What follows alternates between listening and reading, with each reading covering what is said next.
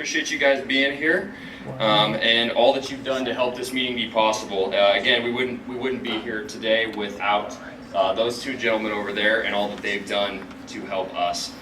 Next up, we'd like to welcome the Dean of Warner College, Dean Aguirre, for an incredible presentation about amphibian health and disease. Again, thank you, Dean, for all that you've been able to do to help us with this venue, and we really appreciate it. Thank you. So it's just a clicker. Hopefully that won't be skipping all over the place. We'll Yeah, try. hopefully not. So when they requested, COPARC requested space here, I found out. You have the box check. Lunch check. Oh, so. Exit out. Okay, everybody speak at once. There we go. That's a trick to There know. you go. All right. And so, talking to Kay and this group, I found out that this space doesn't belong to the college.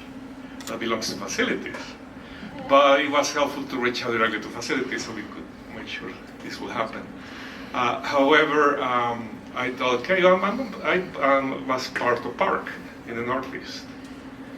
And they said, why don't you give a talk? What me to talk about? Sea turtles, that's what I've been doing a lot of work for many years.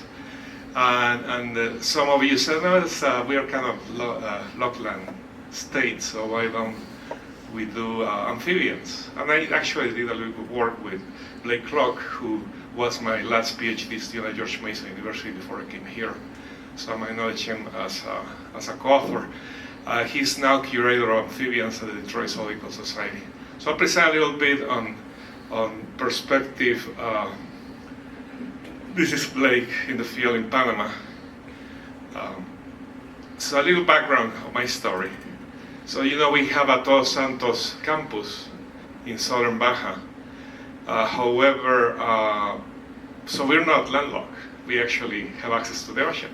So I'm thinking about creating a marine program for the college somehow. I grew up north of there, about 500 miles in Bahia Asunción, family of fishers. My grandparents were presidents of the collab there, and that's one of the few sustainable fisheries in the planet. We lobster 6 months, abalone 6 months. And again, I'm first-gen American and first-gen college graduate. So just to give you a snapshot of what's happening in Baja, it's highly diverse in reptiles. So it's about 160 amphibian species of both reptiles and amphibians. However, it's very unlikely that new species will be discovered. Many field trips have been done, and this was the last species identified back in 1997, the alligator lizard in Sierra Guadalupe. So I couldn't get away to not show sea turtles. This is the reason why I got involved with sea turtles. Actually, I grew up with sea turtles. My grandfather will bring them, we'll cook them, we'll eat them. We'll get the raw blood, it's good for asthma and the flu. And then you find out that there's over 100 species of blood parasites in sea turtles. So you wonder why I end up this way. But anyway, so this disease came during my postdoc at Oregon State, and I was reached out as an epidemiologist if I could do some work. And after 2 projects with them, they offered me a full-time job with NOAA in Hawaii to work with sea turtles. So that's my first key message to you. If you like something, volunteer. I know everybody wants to get paid. And then offer your ideas. Eventually they'll see the value that you can provide to an agency, or to a group, or to a university, and then you create your own job. So this is the first trip to Hawaii, 1991, beginning to monitor sea turtles. And to date, I continue in the field working in Bahia Asunción, Bahia Magdalena, and also in Sinaloa. We have a long-term monitoring program. We just released a paper, you saw the source, on levels of heavy metals in hair of the local communities, comparing with sea turtle consumption that's still happening. So I'd rather be with my sea turtles than talking to people. I became a veterinarian because I hate people. But then you realize that you have to deal with people if you want to do something. Anyway, so just quick trends. We know our diversity is being lost dramatically. In fact, Our strategic plan, and that's the reason I passed around, is focused in two major issues. Well, three in a way, or four. But the main ones are climate change and biodiversity loss. And then from there, we have to deal with sustainability and One Health. But basically, this study by WWF on the Global Living Planet shows drops of biodiversity of 52% by 2010. And I ran the second study that just got out in 2018. Now it's minus 69%. Almost 70% of the vertebrate populations on the planet have been lost. Think about those numbers. Of course, they looked at snapshot of population, so we cannot tell what are the trends there. I'm assuming I have to stand here, right? Because of the camera? Yeah, okay. Ideally. And the numbers that they give is in these aquatic species, not amphibians, minus 76%. For marine species, about 40%. For terrestrial species, about 40%. Interestingly, we're finding more species of amphibians. We know we're losing them. If you look at the trends from 1986 to 2023, we have discovered over 5,500 species of amphibians. 88% are frogs and toads, 9% newts and salamanders, and 3% caecilians.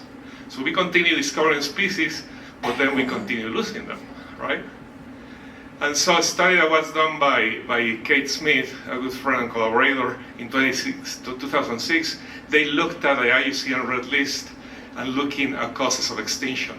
So of course, number one is habitat loss and degradation or exploitation and invasive species. So those are the three most important causes of loss to biodiversity.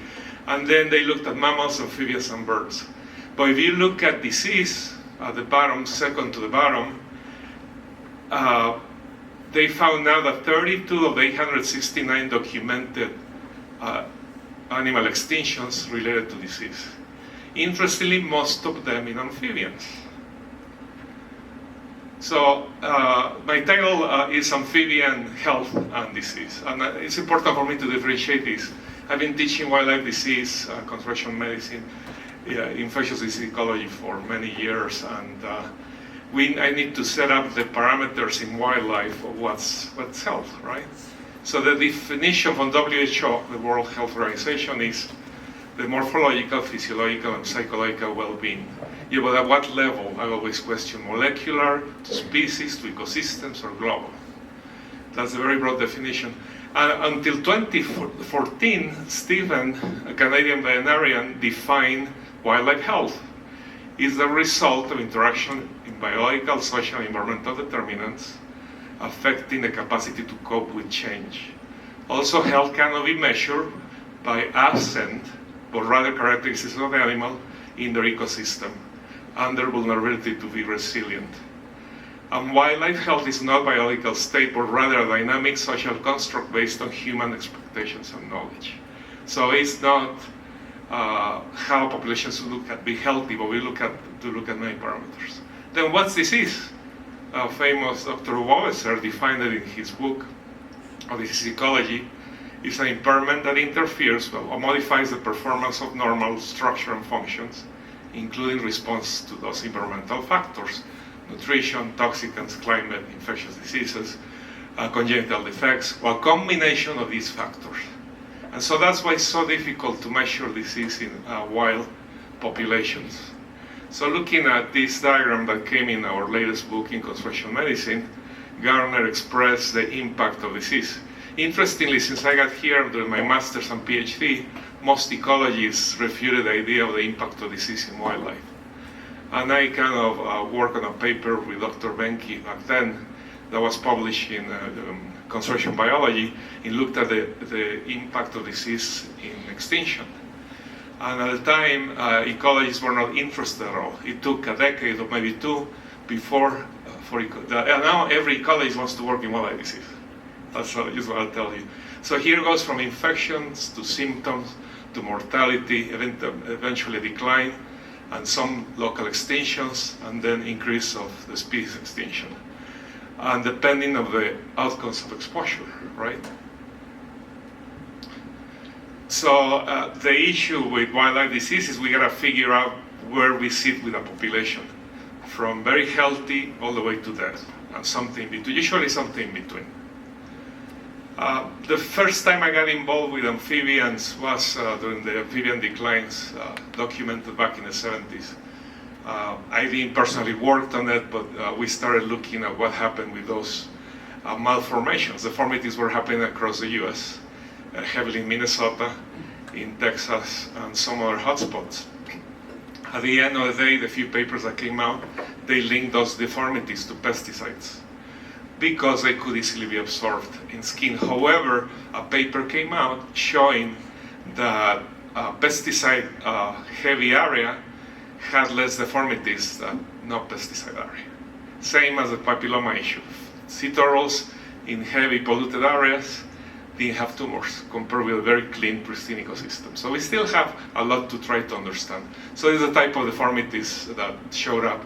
No jaws, as you see in the X-ray, lack of limbs, multiple limbs, and of course an ophthalmia, no eyes in some cases. My second attempt to get involved with amphibians was with RANA, the Research Analysis Network for Neotropical Amphibians. I was invited to be the veterinary advisor. This was a 5-year NSF interdisciplinary grant run by Karen Lips and Bruce Young. And so we started looking at those loss of amphibians. So these were documented back in the 80s. Actually, I was here when the first cases of amphibians in Costa Rica were documented of being lost. So these are some of the data to start to emerge. 32% of the amphibians are threatened, and by 2004, over 20% are data deficient. We don't know what's going on. Many missing taxa. They will just go back 1 year. For example, Gila, gone. The nematic declinogastric brooding frogs, you know, the species from Australia, where frogs swallow their eggs and then to protect them, and then eventually they will hatch. This species disappeared. We don't know how. Of course, the famous case of the golden toad in Costa Rica, and Atelopus too. By 2006, Lips, who's part of this network, and her, at the time, professor, went to Costa Rica 1 year. They saw some frogs, toads dying, some dead, but they look kind of healthy. The problem is they didn't collect any samples. So my second lesson to you, objective to you, is please collaborate across disciplines. If we brought a veterinarian to the team, we just pickled a few frogs and probably will have the answer what happened to the golden toad. Today we'll never know. So they went 1 year, populations look nice, gone by the next year. And that's the other problem with amphibians. You gotta study them in seasons. You cannot just go in the summer and expect them to be okay because of their cycle. Just very quickly, without reading the whole slide, is this fungus is in the environment, it's found in the rivers, and the first cases were found in fish with no infection.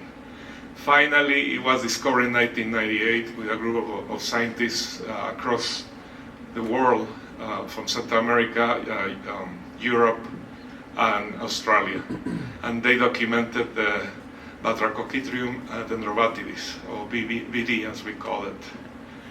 And so what happened to this golden toad is that that dropped was really a wake-up call to begin approaching this in a different way. And then all of a sudden they start looking at species across Costa Rica, I'm gonna skip this one, and then Australia, to figure out what happened. So we have red species, indicate chytrid positive specimens, and the ones that disappear.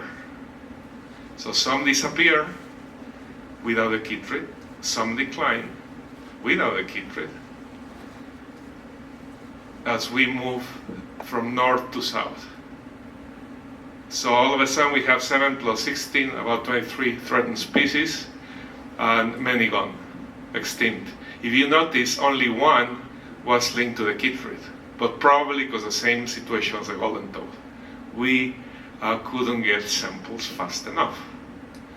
Interestingly, looking at the genetics and the movement of the chytrid across waves throughout Central America all the way to Colombia, we see all the species affected.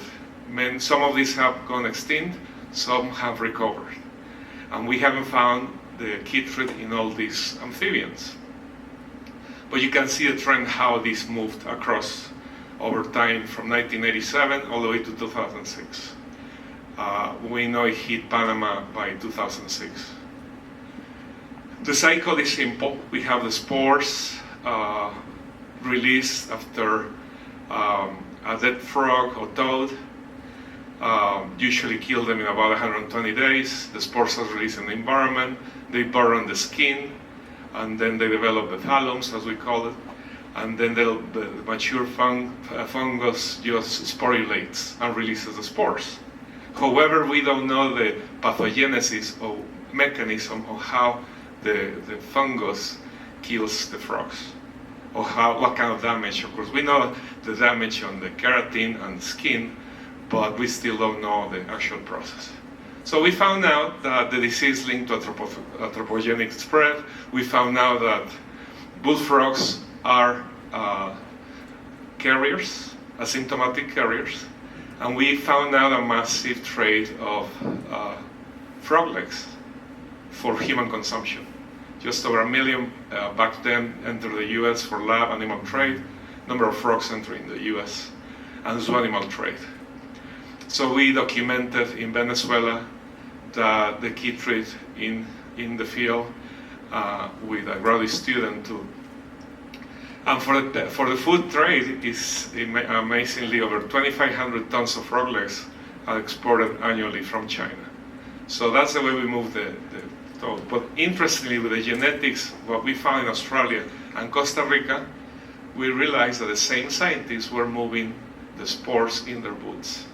Same as Winose syndrome in bats. We were responsible in moving the disease across the planet. So you gotta be, third lesson, wash your boots. Every field site, even here within Colorado. And so looking with Blake at the effects of amphibian population declines, we know the impact on function and neotropical stream ecosystems. It was published by Karen Lipp's group too. And so working with the Smithsonian, as you know, they have STRI Tropical Research Institute in Panama with Roberto Bolaños and others. And so we need the ex situ colonies. How can we protect amphibians that are declining or going extinct? So they set up a trailer in Panama to begin working with amphibians. So they developed the rescue and conservation project for amphibians in Panama.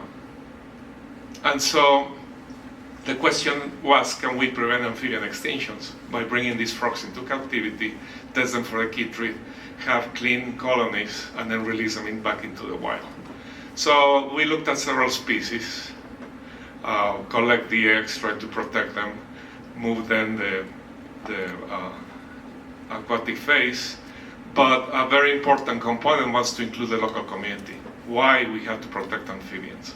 So a lot of kids, K to 12, were involved in the project and will participate in doing this work. So Blake's PhD student was to go to the field and returning frogs to the wild. So with a collaboration with Smithsonian, we started bringing frogs back into the wild, but we needed to track them. So a special device was developed for these frogs. So a little radio transmitter was set up in the backs of these amphibians and then follow through. We found out that 90% of the frogs will be killed by actually a tarantula and snakes. They didn't last too long. And then you can see here the tracking. And so you can see here close by the radio of these little frogs. They're little tiny. All they were sampled in the field for the chytrid to document that. So to wrap up, I think I have, how much time I have? 10 minutes? We're good? Okay. Interestingly, this is a map of, a heat map of species. We have one for each taxa.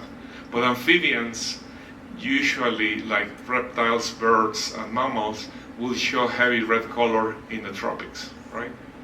And that's kind of traditional for many. If you look at frogs, you can see the same. Heavy patterns in the tropics, in the tropical regions. But then you look at salamanders. Your hotspot is eastern United States, mostly, North America. Why shall we care about salamanders? I don't know how much knowledge you have or a figure. It's interesting to know about the biomass. They can exceed basically all other vertebrate species in ecosystems. In fact, last night we were talking with Jeff, our keynote speaker, that cyclists and hikers will never see a species of salamander because they won't take the time to lift a stone, right? They are present both in aquatic and terrestrial ecosystems. They prey on pathogens of human vectors. They contribute to carbon sequestration. And interestingly, they have very strong biomedical properties. We're studying limb regeneration, production of chemicals, antibiotics, anesthetics, and analgesics. So it's amazing what these species provide. So in 2010, Vissal shows how the salamander devouring fungus is the same genus as the chytrid in frogs, and it was named Salamandriborex, Vissal for short. It was isolated in an existing colony in the Netherlands in 2010 when they started seeing these enigmatic declines. But the chytrid in the frogs was not detected, so it was a total new species of salamanders, chytrids in salamanders. As years went by, they looked at similar cycle as we see in frogs, and mortality will happen within 2 to 3 weeks. So the spread and threat of Vissal will be devastating for North America. So it was eventually detected also in Belgium, Germany, Spain, and in captivity in the UK and Germany, in many species salamanders. Interestingly, we start looking at the trade. Between 2004 and 2014, almost 2.5 million salamanders are imported to the US. They represent 5.5% of all amphibians imported to the US, and 95% are specific to species that are highly susceptible to the chytrid. And another 5% they come from China. It may be possible that we have imported the vector through these importations. And in fact, the Japanese newt is already in Florida, spreading along the East Coast. And we know that's affected by the chytrid. So the project, one of the projects for Blake was to identify what's going on with the imports of salamanders. And the question is, will sufficient policy action occur before it's too late? So as we know, over 50% of the diversity of salamanders in the US, we have more than 100 species just along the Appalachian Mountains. So we looked at the spread throughout some genetic work, and finally we released this paper in 2017. After the survey, we identified the chytrid. And so my last lesson to you is, you love science, we love to be in the field. I love to be with my turtles.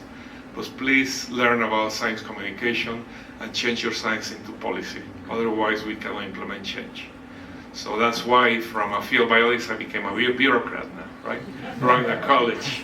But it's important to implement change. And so the data that we have here was enough to talk to US Fish and Wildlife Service and stop the import of any salamanders into the United States. So it's a major impact that we can have just on a survey like this.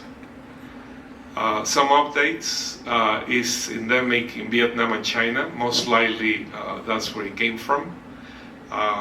Like the chytrid in frogs, it came from Africa, clouded leopard frogs. And so after legislation in the European Union, the same thing happened after our paper was released in 2017, adding something to the Lacey Act. And they are in that process. Then I got involved in PARC. That was my last really heavy involved with amphibians and reptiles. And I was part of Northeast PARC, and that's when I was curious that the COPARC was here too. And that's why I was invited to give a talk. So the last project that we got involved was with all these organizations, and we released the Northeast Illegal Turtle Trade Workshop, Enhancing Partnerships, Combat Poaching and Trafficking, an area that I've been working for many years on illegal wildlife trade, and how can we have a big impact on stopping that, and it's probably one of the challenges. We released a paper with one of my master's students in 2020 looking at the illegal wildlife trade as potential to introduce disease into not only species, ecosystems, but may affect human health. And so just very quickly to finalize, the paper came in 2021. You can see in this graph in different colors the activity by taxa and the type of impact on the bushmeat, on illegal trade, pet trade, and wet markets. And you can see number 3 and 4 on the graph below are reptiles and amphibians. So we get 28 reports in reptiles and 9 in amphibians of the illegal trade linked to a disease. So it's a very general data, but we start having a picture of what's happening globally. Lots to do. This is my email, and thank you for your attention.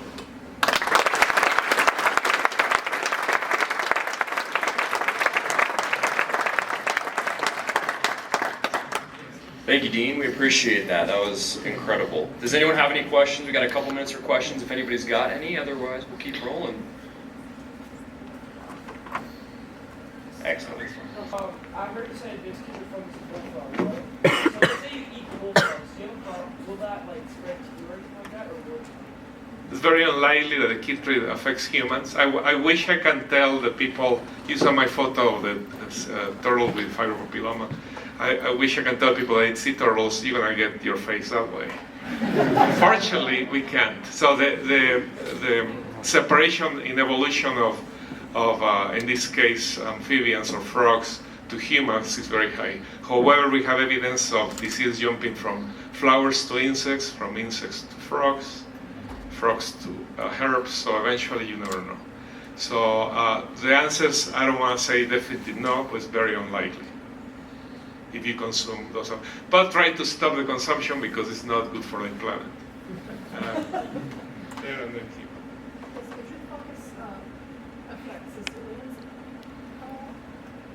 I don't think it has been documented, but I don't think too many people has looked at. So that's a great project for you guys. I was just going to say, meat dies at 85 degrees in about 15 minutes, so you can eat as much of it as you want. Yeah. I don't advise eating as much as you want. Thank you again. Thank you again. Another round of applause.